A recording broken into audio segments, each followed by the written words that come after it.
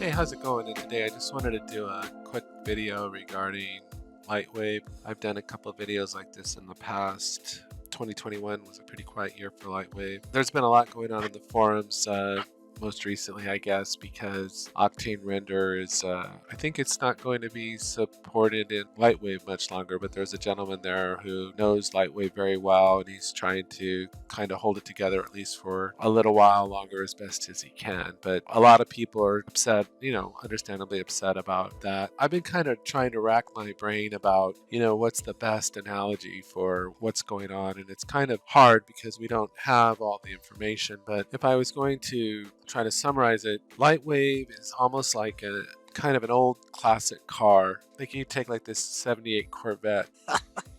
What I mean by this, using this analogy, is saying that if we take this car and assume that it's in running condition, it's in reasonably good condition for what it is, still runs, does what it does, and in a sense, it's a workhorse. So if you look at VizRT acquiring new tech along with LightWave, and let's be honest, I mean, LightWave was always kind of the black sheep of the new tech family, came along with the deal. But anyway, got a hold of this car.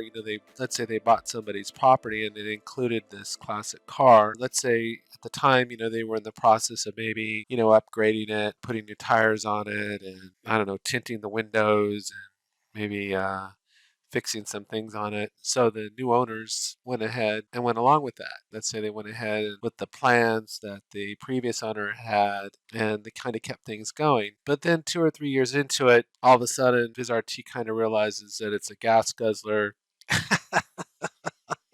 It's costing money to maintain. So VizRT, they decide, well, we're not gonna put any more money into this thing. I mean, we're not gonna get rid of it. We're not gonna mothball it, but we're just gonna park it in the garage, take it out for a drive on the weekends and stuff like that. We'll keep gas in it and stuff, get the oil changes maybe that as needed, but we're not gonna be repainting it or put a new engine in it or anything like that. We're just gonna kind of park it in the garage, keep it available, I think was their words. So that seems to be kind of where VizRT is with LightWave. It's just kind of this asset that they have. The asset still works. It still does what it does, but they see it probably as a losing proposition to keep putting money to it at this time. So then that leads to the next question. What does VizRT do? What does VizRT do about this car that they got? Do they sell it? Why not just sell the damn thing?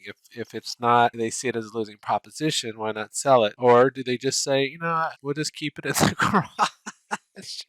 It's kind of confusing in a sense of that, because as you hold on to this car, if you don't keep the maintenance up on it, and they already don't want to keep putting that much more money into it, it won't lose total value, but it'll gradually begin to lose some value because the car is not being properly maintained and parts are breaking and wearing out and stuff like that. It's not going to destroy the value of the car, but it's going to lessen the value of the car. And so why not just sell it? I guess that's the puzzling thing. But the thought did occur to me, what if, and one of the problems I think we have is that we just don't know. But one thing we do know is that there seems to be increasing mistrust between the LightWave community and VizRT. We do know that much. But what if it turns out, or what is the likelihood or the possibility that VizRT really does have some appreciation or sentimental, I don't know, value in the car, and they don't just want to sell it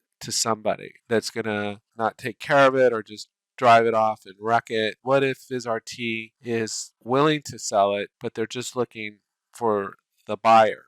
And, from what little I know from all the rumors and everything going on, is that there have apparently been offers made, but we don't know why the offers weren't accepted. And we don't know if VizRT didn't have enough assurances about it or what. So in a sense, I guess the question is VizRT actually having LightWave's interest in mind here? Are they actually trying to make sure that it goes to the next best possible buyer? And the answer to that is, We simply don't know. And that's unfortunate. And so I do wish that Ms. RT would just show some transparency of what is it that they're looking for in a buyer. What would be acceptable to them? What are the assurances that Ms. RT wants to be able to sell this classic car that still runs? And so I don't know. I honestly don't know. That's really all I had to say about this, kind of where we're at right now. We just don't know, and we'll just keep going a day at a time. Now, the other thing that I kind of puzzle over sometimes too is the future of the 3D market. It's hard for me to believe for some reason that LightWave as a product, as the production proven product it is, cannot be made viable. Like it cannot find a niche in the marketplace somewhere. I just can't believe that. And one thing I think that would have to change with LightWave going forward, especially if it's just going to be maintained as it is I think the price needs to be lowered. And the reason I say that is that if you look at like one of the competitors in the market right now, if you look at Houdini is $269 a year. I know some LightWavers have jumped over to Houdini, and I've heard good things about Houdini, but LightWave, I believe, I don't know which link gets me to it, but I believe LightWave is, let's see, does this just take me back? I believe LightWave is $995. If that's true, for the cost of, one LightWave, you could have 4 years of using Houdini. So I do think whatever the future holds for LightWave, I do believe that the cost has to come down to a level where people would be willing to try it and buy it. Because I think that if more people had the program and could see how easy it is to do a lot of things and how functional the program is, that people would use it. And I think that's what needs to happen. But I can't believe that there's not some way. Oh, here's buy or upgrade right here. I can't believe, where do you buy it? Buy here, I guess. Yeah, $995. That's $1,000. That's quite a bit of money. Well, not with inflation the way it's. I hope you understand what I'm saying. I think that at this price, that's really something that has to be looked at.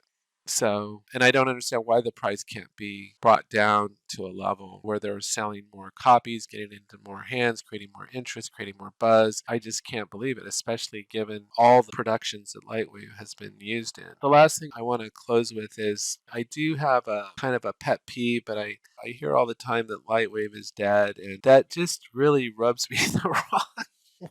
The reason it does is that, am I getting in trouble for saying this? I actually still use Photoshop CS6. I believe what it was, where did they go? They went subscription and I jumped ship. I paid, I think I bought the suite.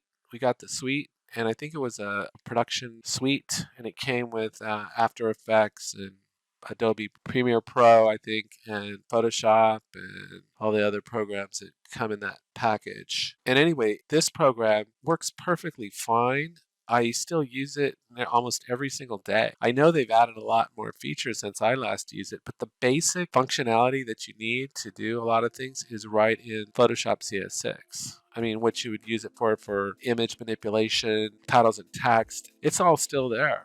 And so it cost $1,000 when I bought the suite. I was upset when they went to the subscription model, the Creative Cloud, just because I don't like to do subscriptions, because I feel like when I'm doing subscriptions, I'm paying for something that I don't necessarily want. I just want to pay for what I want. I don't want to keep paying for something just to be able to use it.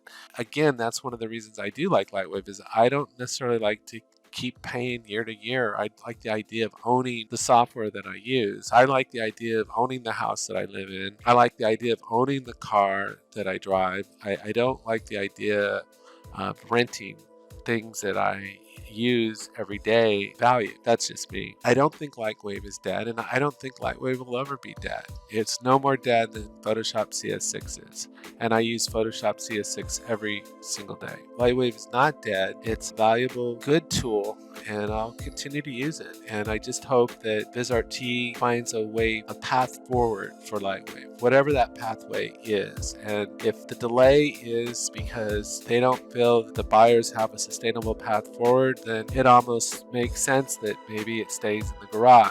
But the truth is, I honestly don't know. We honestly don't know. Hang in there. Just keep using LightWave for what you're using it for. Have a great day, and thanks for listening.